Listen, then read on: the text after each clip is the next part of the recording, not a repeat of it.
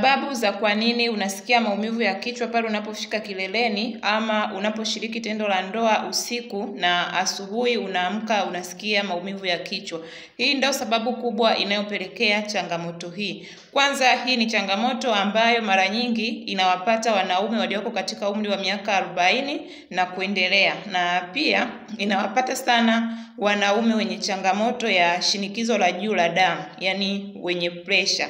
Na hii mara nyingi hupelekewa na tatizo katika mishipa ya damu inapokuwa imeathirika na kuvimba. Sasa pale unapokuwa unafika kileleni, msukumo wa damu huwa unapanda kwa kasi. Kwa hiyo ile hali inapelekea wewe uweze kusikia maumivu ya kichwa pale unapofika kileleni. Kwa hiyo kama changamoto hii inakupata na pengine haujui hali yako ya shinikizo la damu, chukua hatua mara moja uweze kupima shinikizo la damu ili uweze kutambua chanzo cha tatizo. Lakini mara nyingi hii ni kutokana na kuathirika kwa mishipa ya damu inapokuwa imevimba. Unaweza kutatua changamoto hii kwa kurekebisha mishipa yako ya damu iweze kufanya kazi vizuri, na hili linawezekana.